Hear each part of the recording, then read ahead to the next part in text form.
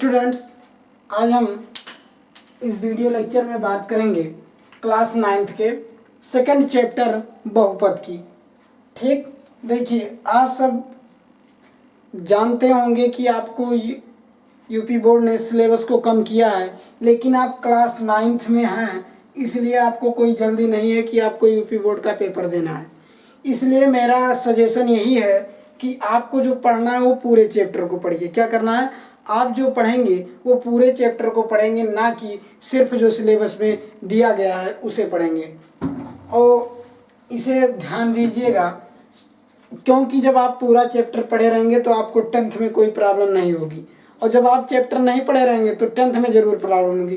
तो वीडियो को हम स्टार्ट करते हैं। बहुपद, जैसा कि आप जानते हैं, बहुपद जब बात आती है किसी भी चैप्टर में, जब ये चैप्टर का नाम ही बहुपद है तो हम पहले हमारे मन में ये संदेश आता होगा, ये विचार आता होगा कि जो हमारा चैप्टर बहुपद से ही स्टार्ट हुआ है, तो इस बहुपद को क्या कहते हैं, बहुपद है क्या चीज़।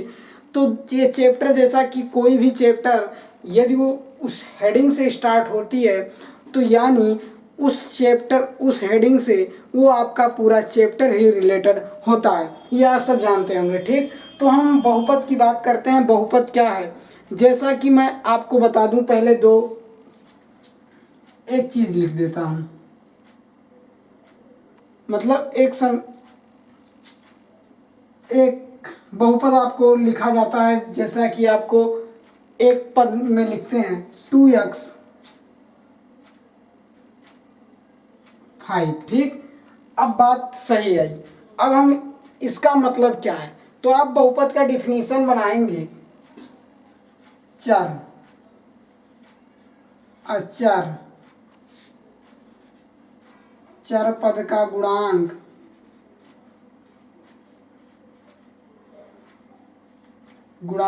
ठीक, ऋणोत्तर घात के जोड़ घटाव गुणा के बीच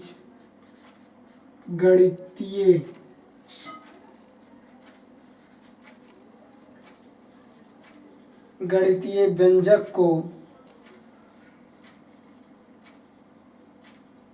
बहुपद कहते हैं। ठीक, देखिए क्या कह रहा है, ये कह रहे हैं चर अचर चर पद का गुणांक ऋणोत्तर घात के जोड़ गुणा घटाव के बीच गणितीय व्यंजक को बहुपद कहते हैं। ठीक, देखिए बहुपद की परिभाषा यही है। देखिए यहाँ आपका जो ये यक्ष है, ये चर राशि, आपको पता है चर राशि क्या है और अचर राशि क्या है, पहले चैप्टर में आपको बताया गया हो। चर राशि, अचर राशि। चर राशि वे राशियाँ A to Z से जितनी भी राशियाँ हैं वो चर हैं, और अचर संख्या आपकी जो होती है वो क्या होती है, अचर राशि होती है। ठीक, तो इसमें कोई प्रॉब्लम नहीं होगी। अब बात आती है बहुपद क्या है, तो बहुपद की आपको परिभाषा बताई गई है। तो यहाँ जो आपका ऐसे 2x² + 5x + 5 ये आपका हुआ, तो ये जब ये आपका बहुपद है, कभी भी याद रखिएगा ये जो आपके बहुपद हैं ये 0 के बराबर नहीं हो सकते। क्या 0 के बराबर नहीं हो सकते, मतलब कभी भी ये 0 नहीं लिखा जा सकता है। यदि बहुपद है तो वो 0 के बराबर नहीं होगा। तो बहुपद में और एक बात, पहले तो ये यक्ष की जो चर राशि होगी, अचर राशि, मतलब इन सबसे जो मिलकर बनाए जाते हैं उन्हीं को बहुपद कहा जाता है। ठीक, अब बात आती है, ठीक, अगर आपको ये 0 के बराबर हो नहीं सकता, मतलब इसे 0 के बराबर हम लिख नहीं सकते, और इसका घातांक ये कभी ऋण चिन्ह नहीं होना चाहिए, ऋण में नहीं होना चाहिए, और कभी भी बटे में नहीं होना चाहिए। यानी संख्या जो आपकी चर राशि है वो किस में नहीं होनी चाहिए, चर राशि भिन्न में नहीं होनी चाहिए, बटे में नहीं होनी चाहिए, और 0 के बराबर नहीं होनी चाहिए। मतलब इसका घातांक माइनस में ना हो, चर राशि का घातांक माइनस में ना हो, और जो आपका चर है वो कभी बटे में ना हो। यदि इन दो केसों में, और तीसरा केस ये जो आपके इक्वेशन है, यानी इक्वेशन तो कह नहीं सकते, ये जो आपका प्रॉब्लम है ये कभी भी 0 के बराबर नहीं हो सकता। ठीक, 0 के बराबर नहीं हो सकता, ये आपको ध्यान रखना है। तो आपको जानते हैं घातांक ऋणात्मक नहीं हो सकता। यदि हम आपको एक प्रॉब्लम दे दें और कहें कि ये बताइए बहुपद है, तो आप क्या बताएंगे? ठीक, तो चलिए, और एक बात और, कभी भी चर राशि किसमें नहीं होनी चाहिए? रूढ़ में नहीं होनी चाहिए। किसमें नहीं होनी चाहिए? रूढ़ के अंतर्गत नहीं होनी चाहिए। यदि हम कहें x-1 + 5 क्या ये बहुपद है, तो आप कहेंगे जी नहीं, है बहुपद नहीं है, क्योंकि इसके चर राशि की घात ऋणात्मक है। ठीक, यदि हम कहें x² + 2x + 5 = 0, तो क्या यह बहुपद है? जी नहीं, यह बहुपद नहीं है, क्योंकि यह पद 0 के बराबर है। ठीक, अगर हम बात कहें कि क्या यह बहुपद है, तो आप कहेंगे जी नहीं, यह बहुपद नहीं है, क्योंकि इसकी चर राशि रूट के अंतर्गत है। ठीक, अगर हम कहें क्या यह बहुपद है, तो आप कहेंगे जी नहीं, यह बहुपद नहीं है, क्योंकि इसकी जो चर राशि है वो किसमें है? बटे में है, यानी भिन्न के रूप में है। ठीक, तो आपको समझ में आया होगा कि आपको बहुपद, अब तो आपको डिक्लेयर हो गया होगा कि बहुपद क्या है। ठीक, तो चलिए, बहुपद को हम पॉलिनोमियल भी कहते हैं। तो इससे आपको हम अगले क्वेश्चन में एक्सरसाइज देखिए। अब बहुपद के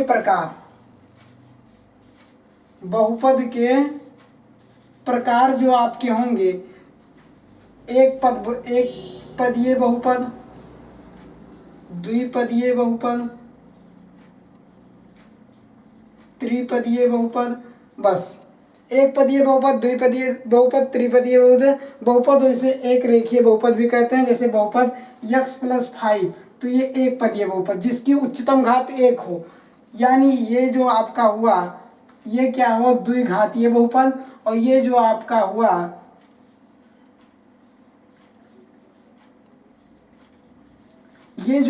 यह क्या हुआ? त्रिघातीय बहुपद। यानी अगर कोई पूछा द्विघातीय बहुपद क्या है, तो ऐसी राशि जिसकी उच्चतम घात, ऐसा चर राशि जिसकी उच्चतम घात 2 हो, वह द्विघातीय बहुपद कहलाता है। तो आप समझ में आ गया होगा कि क्या क्या हमें करना हो, और पहचान भी लेंगे। अगर हम किसी इक्वेशन को आपके सामने लिख देते हैं 2x² + 5, और हम पूछ लें क्या इसकी उच्चतम घात क्या है, तो आप कहेंगे उच्चतम घात इसकी 2 है। क्यों? क्योंकि चर राशि की जो सबसे बड़ी घात होगी, मतलब जो सबसे बड़ी संख्या होगी, वही आपकी क्या हो जाएगी? मतलब उसकी उच्चतम घात हो जाएगी। तो हम चलिए प्रश्नावली 2.1 को स्टार्ट करते हैं। 2.1 को स्टार्ट करते हैं। ठीक, ये कह रहे हैं निम्नलिखित व्यंजकों में से कौन से एक चर में बहुपद है और कौन से नहीं, कारण के साथ लिखिए। तो हम पहले सभी क्वेश्चन को लिख लेते हैं, और उसी के साथ हम आपको बताते चले जाएंगे कि क्या होगा। कोई समस्या नहीं होनी चाहिए। y² + √2 और 3√t + t√2।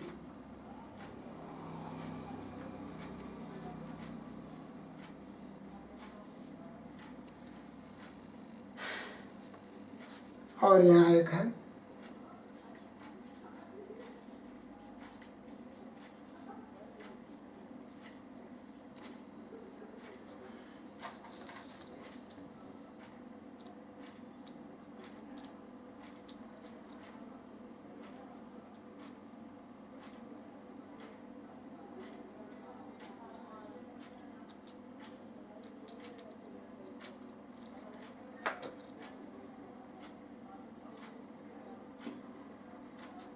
देखिए, निम्नलिखित व्यंजकों में से कौन कौन एक चर में बहुपद, एक चर में मतलब जिसकी उच्चतम घात क्या हो? 1 हो। मतलब एक चर नहीं, ऐसी बात नहीं, मतलब ये कह रहे हैं एक चर में, मतलब ये नहीं कह रहे हैं एक पदीय बहुपद या दो पदीय बहुपद। ये कह रहे हैं एक चर में कौन कौन से बहुपद हैं बताइए और कौन कौन नहीं कारण के साथ बताइए। तो चलिए ठीक है, हम स्टार्ट करते हैं। देखिए ये पहला आपका 4x² माइनस 3x प्लस 7, ये आपका सभी एक चर में है। क्या है, एक चर में है और इसकी उच्चतम घात 2 है। मतलब आपको मैंने 3 कंडीशन 4 कंडीशन जो बताई, क्या उस कोई भी कंडीशन इस पर फॉलो होता है? नहीं फॉलो होता। क्यों नहीं? देखिए ना तो हमारा इसकी घात ऋणात्मक है, ना तो बटे में है चर राशि, और ना तो रूट के अंतर्गत है, ना तो 0 के बराबर है। तो ये क्या होगा, लिखेंगे हाँ यह एक चर में क्या है, बहुपद है। ठीक, क्वेश्चन को समझिएगा। एक चर में बहुपद है, y² प्लस √2, क्या ये एक चर में बहुपद है? तो आप कहेंगे हाँ है। हाँ है। क्यों है? क्योंकि ना तो इसकी, आप वहाँ कारण लिख देंगे, क्योंकि ना तो इसकी चर राशि ऋणात्मक है, ना तो रूट के अंतर्गत है, ना तो बटे में है, और ना तो उसकी वह 0 के बराबर है। ठीक, और ये बात आती है, आप कहेंगे नहीं, यह एक चर में बहुपद नहीं है, क्योंकि इसकी चर राशि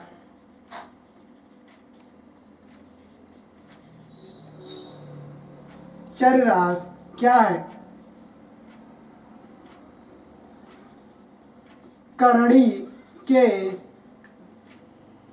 अंतर्गत है। क्या है? करणी के अंतर्गत है, इसलिए यह एक चर में बहुपद नहीं। क्या यह एक चर में बहुपद है? जी नहीं। क्यों नहीं है? क्योंकि इस जो चर राशि वो भिन्न में है। क्योंकि देख लीजिए y³ प्लस 2, तो ये y आपका भिन्न में है कि नहीं? अगर ये 0 बराबर होता तब तो हो जाता, तब तो नहीं, लेकिन ये 0 के बराबर हमें करना नहीं है, तो ये क्या है, नहीं है। क्या यह है? हाँ लिखेंगे है। क्यों है? आप जानते हैं, क्योंकि कोई भी कंडीशन इस पर फॉलो नहीं होता।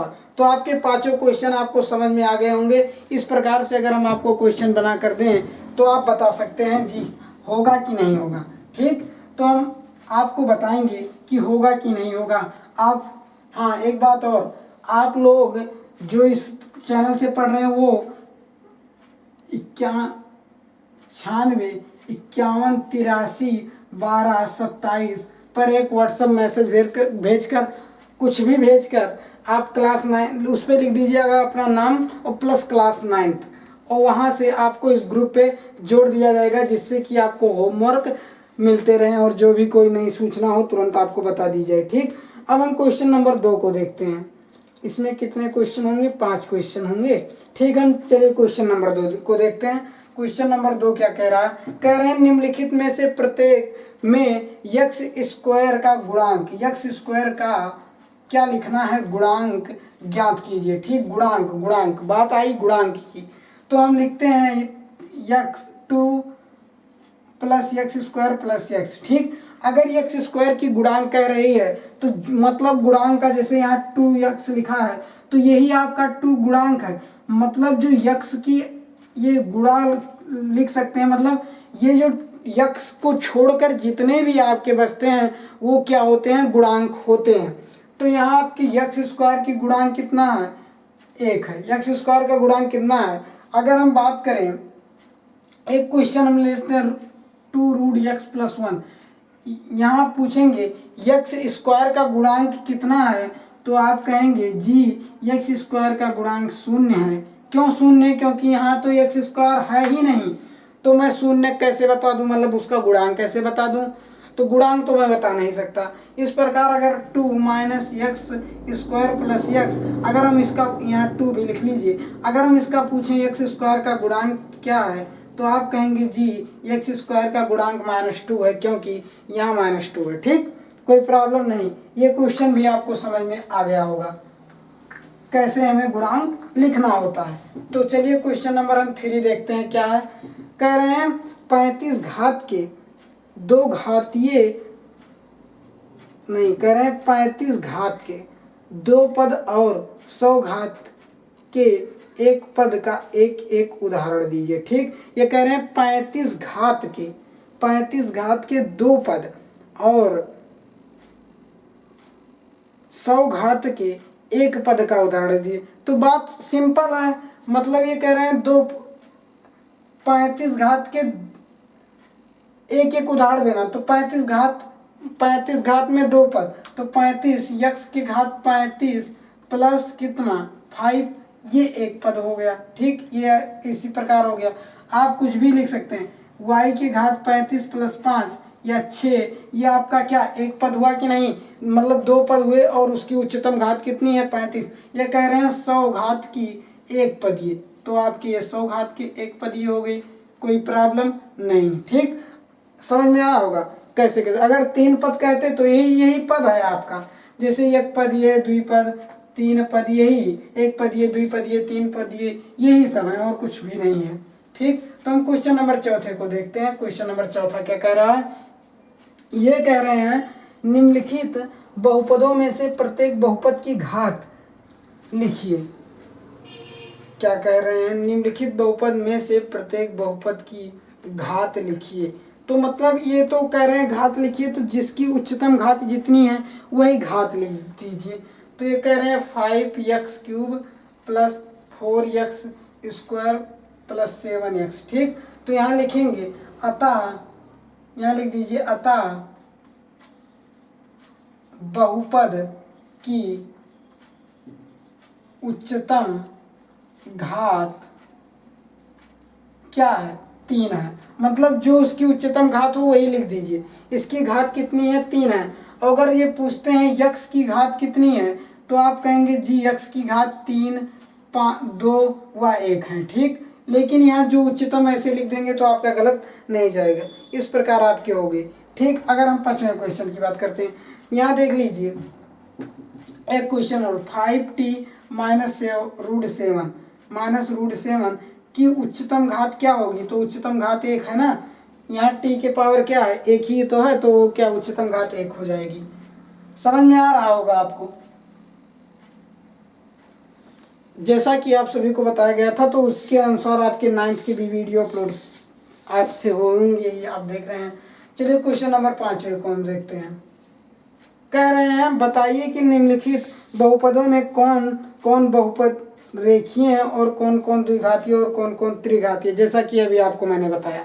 ठीक, इसके पहले तो x² प्लस यक्स, यहाँ जो लिख लेते हैं x minus x³ y plus y² plus 4 1 plus x. हम इसी चारों पे डिस्कशन कर लेते हैं और आगे जो भी कुछ होगा आप खुद लगा लेंगे और हमें कोई प्रॉब्लम तब होगी ही नहीं जब इसका हम बेस जान जाएंगे। ठीक, ये कह रहे हैं 1 पदीय कौन है, 2 पदीय कौन है, 3 पदीय, द्विघातीय, 1 घातीय और त्रिघातीय कौन कौन है। तो देखिए रैखिक, मैंने आपको बताया जो 1 घातीय होता है, 1 घातीय जो आपका होता है उसको रैखिक बहुपद भी कहते हैं, रैखिक बहुपद। ठीक, तो हम क्या करेंगे, देखिए इसकी उच्चतम घात कितनी, 2, इसकी उच्चतम घात कितनी, 2, तो ये कितना हुआ, द्विघातीय बहुपद। ठीक, इसकी उच्चतम घात कितनी, सिर्फ हमें x की उच्चतम घात लिखनी है, उसके बाद आंसर लिख देना है। x की उच्चतम घात कितनी, 3, तो ये त्रिघातीय बहुपद, कोई दिक्कत नहीं।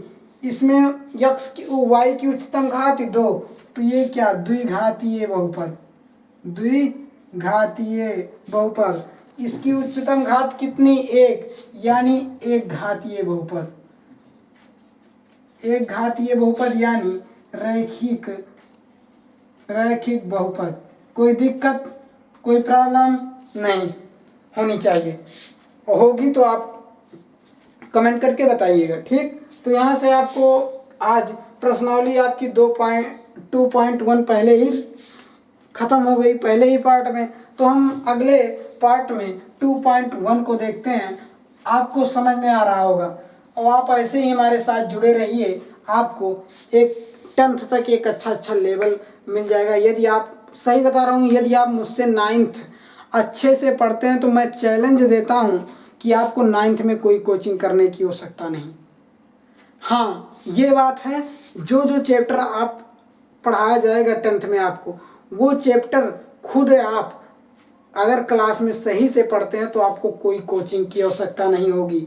यदि आप मुझसे पढ़े रहेंगे 9th तो चाहे आप ऑनलाइन, मैं ऑफलाइन भी पढ़ाता हूँ, तो चाहे आप ऑफलाइन हो या ऑनलाइन कोई फ़र्क नहीं पड़ता, क्योंकि सिर्फ इतना फ़र्क है कि आप ऑफलाइन में उस व्यक्ति को साक्षात देखते हैं, ऑनलाइन में फ़र्क इतना है कि उस व्यक्ति को आप कैमरे में देखते हैं, यानी जो भी आप जिसमें देखते हैं उसमें आपको दिखाई देता है वो व्यक्ति। ठीक, तो इसी प्रकार आपके 9 ये होते हैं ऑनलाइन क्लासेज। और मैं सही आपको यकीन दिलाता हूँ कि जो आप यदि हमारे चैनल से आप चाहे क्लास 9th चाहे 10th, मैं जितने भी वीडियो अपलोड करूँगा वो सब अच्छे, सिर्फ कंटेंट अच्छे रहेंगे। ये नहीं कि मैं आपको सिर्फ फराडिया पढ़ाता हूँ कि आप इतना फीस पे करिए फिर ऐसा वैसा, कुछ नहीं। जो मैं आपको पढ़ाऊँगा ऐसा कुछ भी नहीं होगा कि आप मेरा ऑनलाइन कोर्स, कोई ऑनलाइन कोर्स मेरा नहीं, सिर्फ यूट्यूब पे भी वीडियो डाल रहा हूँ। ये नहीं कि मैं जो आपको ऑफलाइन में पढ़ाता हूँ ऑनलाइन में नहीं पढ़ा सकता हूँ, आपको एकदम बेसिक से पढ़ाऊँगा। चाहे आपकी वीडियो लंबी हो, सिर्फ आप मेरा साथ दीजिए। उसके बाद आप 9th में देख सकते हैं हिंदी मीडियम का नंबर 1 इसे चैनल आपको बनाना है। ठीक, तो धन्यवाद दोस्तों, मिलते हैं हम अगले लेक्चर में।